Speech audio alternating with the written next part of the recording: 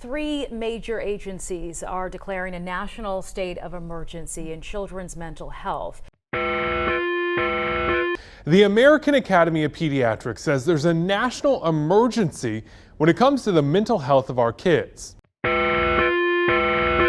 Charlie, you love generational warfare, and Yes. you think that young people are lazy and worthless. Yeah, I do, but that's...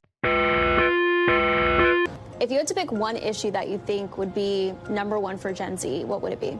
I'd say the main issue that Gen Z might have is the future.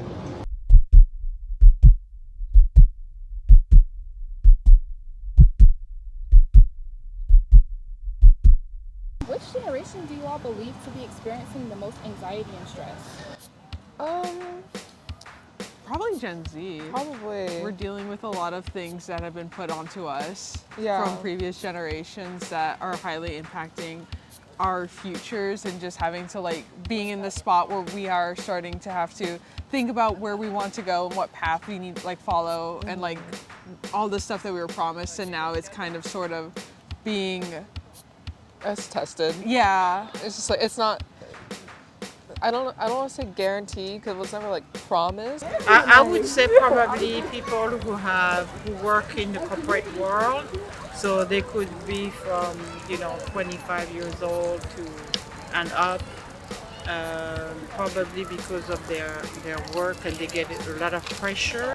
The millennials, or Gen Z, because they are the ones who are currently in college, and many of them are like freshmen, sophomores, and they're trying to graduate from college, and there's so much happening, uncertainty. Right now, I would have to say Gen Z, but if I can extrapolate a little bit, I'm pretty sure you're gonna see Gen Alpha go up and see those statistics rise a bit more with them if there's not some form of systemic change that's enacted soon. But yeah, I'm pretty sure it's Gen Z. The same stressors that I experienced between the ages of 14 and 28, they're experiencing now. So and the economy is a lot worse now when I was in that age range, so it's I think it's Gen Z. Phone addicted, outspoken, pragmatic, and at times unserious are a few descriptions towards how the world views Gen Z. Through personal experience, talking to the community, and research, I learned that stress and anxiety should be added onto the list. Directly sourced from Forbes, they found that Gen Z is grappling with elevated levels of mental health challenges compared to the average employee, with a grappling 46% of Gen Z workers reporting feeling stressed, while 35% experience depression, which is significantly higher than the 20% average. If I'm speaking from a personal standpoint, I'm probably included in those statistics. My mental health has been consistently kind of in the pits for years now.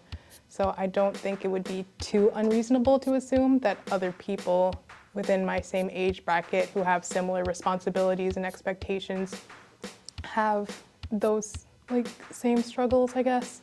I definitely resonate pretty heavily with those statistics. I feel, especially nowadays, being a student and also having to work a full-time job, sometimes 2 full-time jobs on top of that, can definitely be a lot. It's working 5 days a week at school and then also 5 to 7 days a week on top for a full-time job. So definitely I feel that the burnout is real, and I also think that sometimes older generations downplay the burnout because they don't feel that the work that we're doing is hard work in their mind. If anything, it's to be expected with how fast-paced life is. You have so many expectations placed on you, whether it be from family or if not from family, you're expected to get up, go, push, to be as successful as you possibly can and be better than basically everyone you're up against, to compete for resources, to compete for jobs, to compete for money. It's a constant competition, and you never really feel that you're adequate enough, and that stress can lead to anxiety, depression, just compounding mental issues. it also just shows that like we really need to be paying attention to the youth and like their mental health and like learning the best ways to cope so that we can pass it on to them. So, what's causing all of this stress? For Gen Z and the generations before, by talking with them, they were able to share some of their main stressors.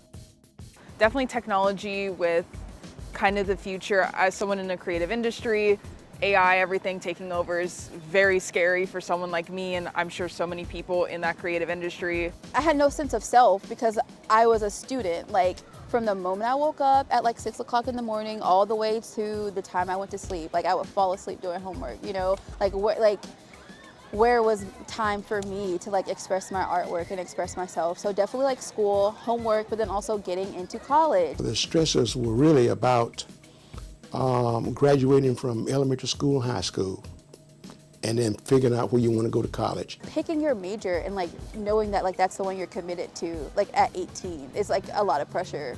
And so we had a lot of other resources that we could turn to other than home.